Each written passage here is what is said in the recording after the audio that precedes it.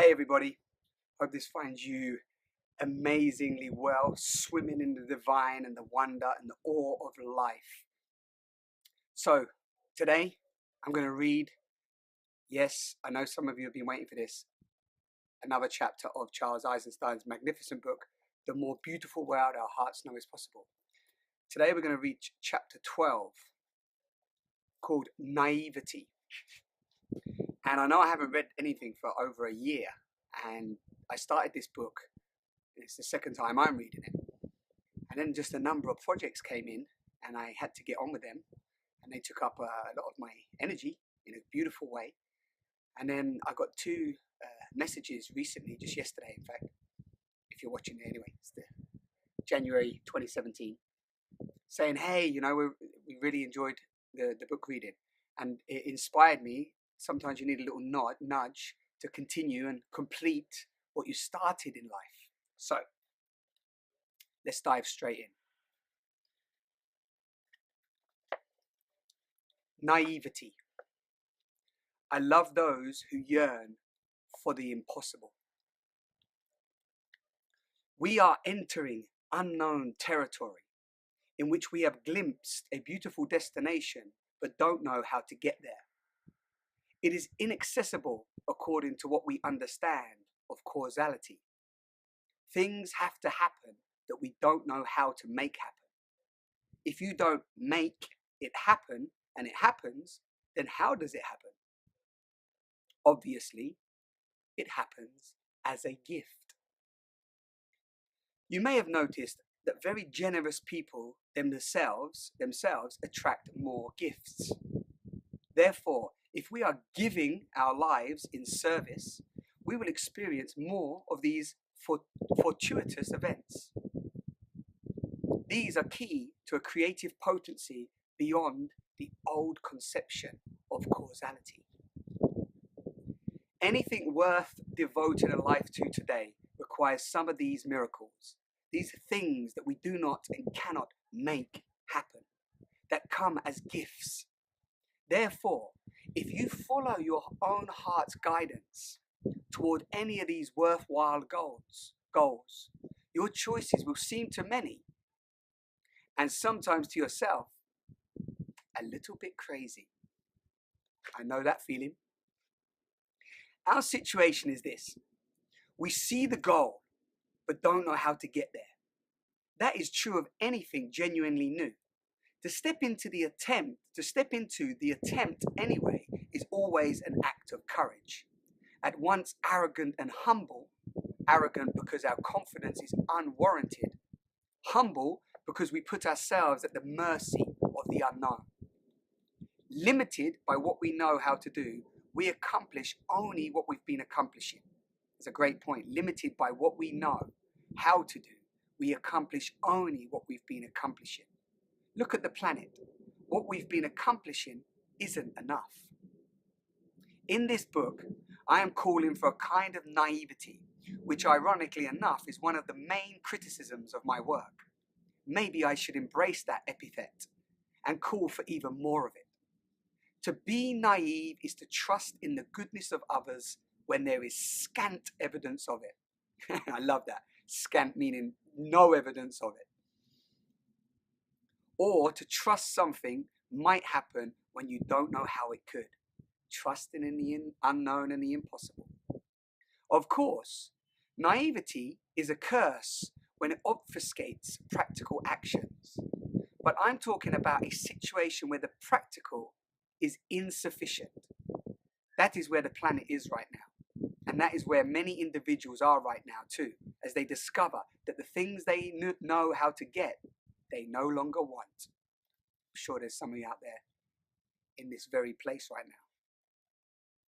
Paradoxically, the path to achieve the impossible consists of many practical steps, each of them possible. Many pragmatic steps, each which we know how to do, add up to something we did not know. We know how to walk, we just don't have a map. So I am not suggesting we forego the practical, the doable. It is that the practical is not enough unless put in service to the impractical. In a similar vein, we cannot abandon the tools, material and cognitive that define the age of separation. We will not abandon reason in favor of feeling, or telecommunications in favor of hugging. Damn. Symbolic language in favor of song, or money in favor of gift. In each case, though, the former has exceeded its proper domain and usurped the latter. The new story contains the old. To seek the extirpation of the old is itself a thought form of the old story. And I love that. It's like it's not separating the old story from the new. We have to learn from what the age of separation, the old story has shown us, and then move into the new. I really love that paragraph. Let me share a few stories that illustrate the power of naivety. Polly Higgins, who some of you may know because I've recorded talks with her on Simon on the Sofa, so if you don't know her, check those talks out.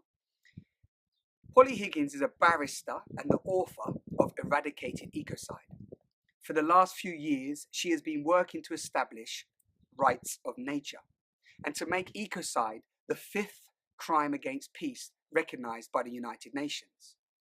Early on in this quest, she told me she realized that the normal channels for trying to amend the UN Rome Statute were hopelessly slow and complicated.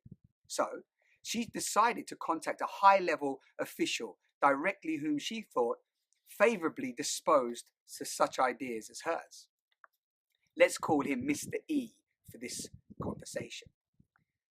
But hundreds of activists and organizations also have ideas that they want to advance through the UN. So the question was how to bypass all the gatekeepers and get into the direct conversation with him. Polly happened to be in Germany at the time of a major climate summit in Copenhagen that this Mr. E planned to attend. He would be riding a special train along with other officials and specially invited journalists and NGO representatives. If only I could get on that train, Polly thought, I might have a chance to talk to him. But she could find no way of finagling an invitation. Maybe she could sneak onto the train. Impossible. Lines of police surrounded it to guard against activists seeking to do just that very same thing. So Polly got on another train, hoping maybe that she would just find Mr. E in Copenhagen. So her itinerary involved a transfer to another train in Hamburg. Alighting from her train, she asked the conductor where the train to Copenhagen was, the train she was supposed to catch. He pointed her to the special UN train. No, that's not my train, she said, knowing she wouldn't be allowed on that with all the guards, etc. The conductor ignored her. Yeah, it is this train, he said in a thick German accent. Excuse my German accent. She protested a couple more times to no avail. Yeah, he said. You meet me come. Which basically means you come with me. As he took her suitcase and led her onto the train.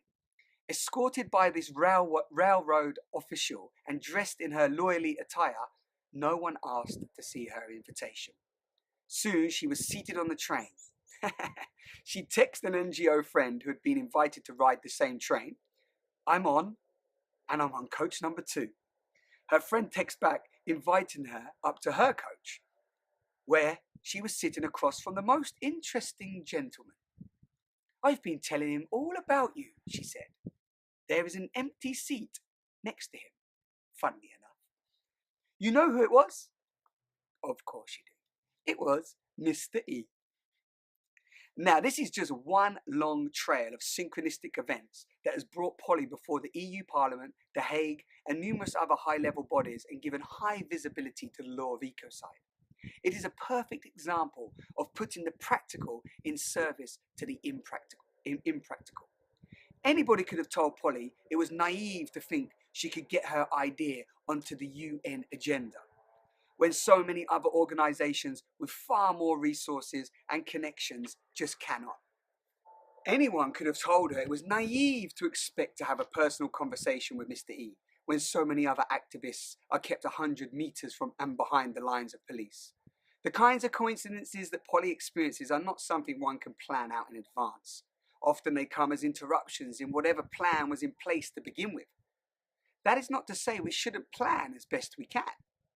and use whatever practical means are at our disposal. But we should not be limited by what we can plan. We should not limit our ambitions by what we know how to achieve. Move beyond the how. The what and the why, but move beyond the how. The how creates fear. Diane Wilson, another example here. Diane Wilson was a shrimp boat operator on the Gulf Coast of Texas. In 1989, she found out that Formosa Plastics, a multi-billion-dollar company, was planning to build a huge polyvinyl chloride complex nearby. Determined to stop this project, which she believed would pollute the Gulf, Wilson quite naively launched a campaign against it. Arrayed against this unassuming mother of five was the Chamber of Commerce, the local government, the legislature, the governor, the State Department of Environmental Protection, and the US Environmental Protection Agency. They were all up against her. How could she possibly prevail? What was it about that enabled her to win against such powerful interests? When most of us seem unable to change the most trivial policy. Certainly, part of the explanation is that Diane Wilson is an uncommonly brave and stubborn woman who was willing to do anything to accomplish her goal.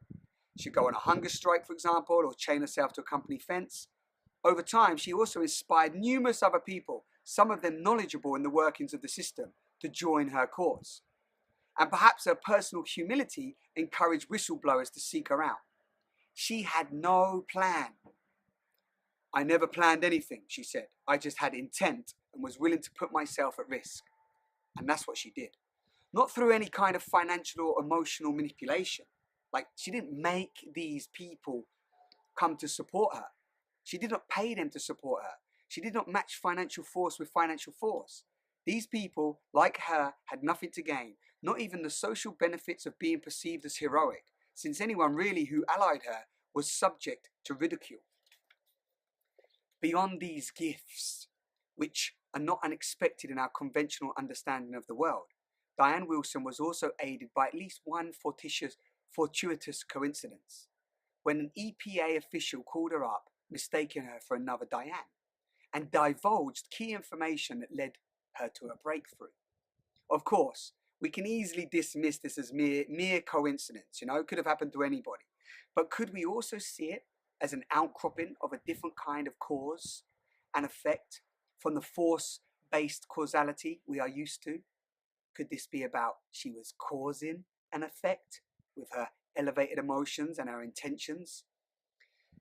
Years ago, this is another example now, that was Diane.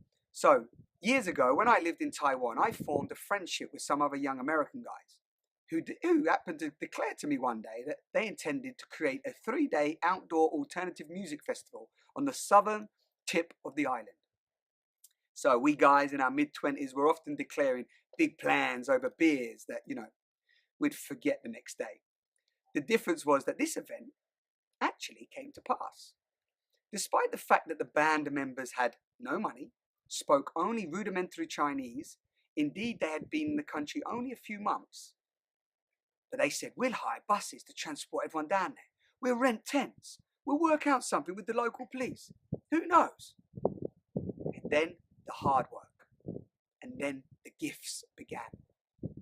For some reason, everyone believed that what these guys said would come to pass. So we all willingly contributed.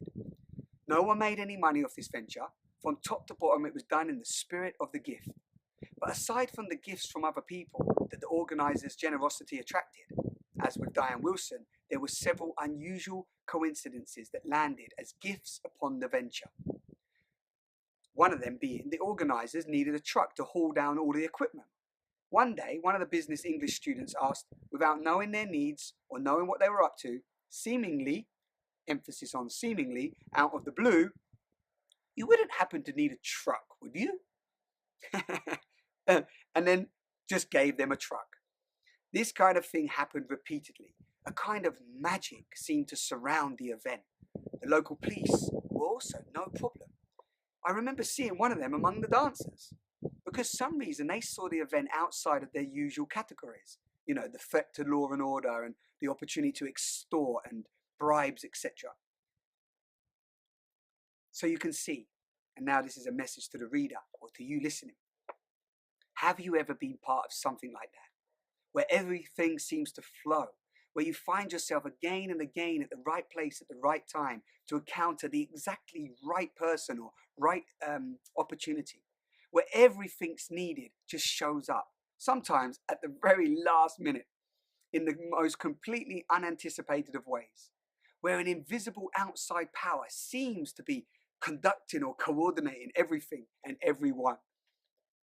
How and why does this happen?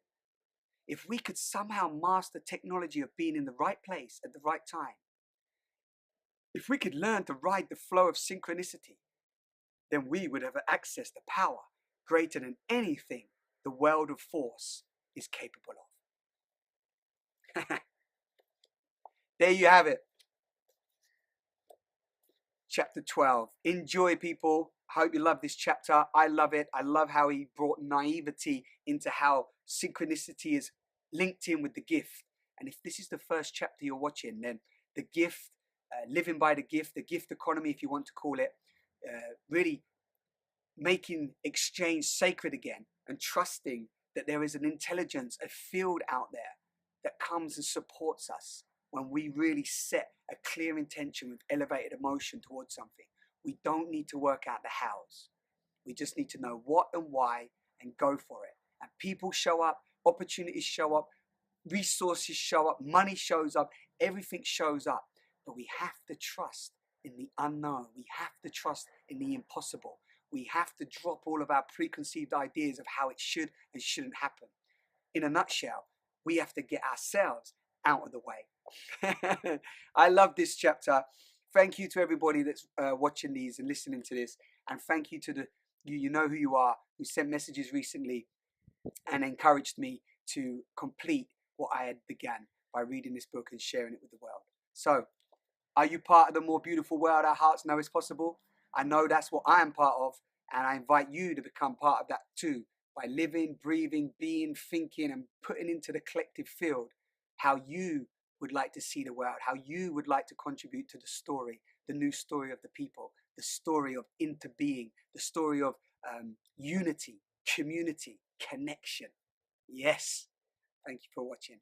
Have a magnificent day. You are indeed a miracle.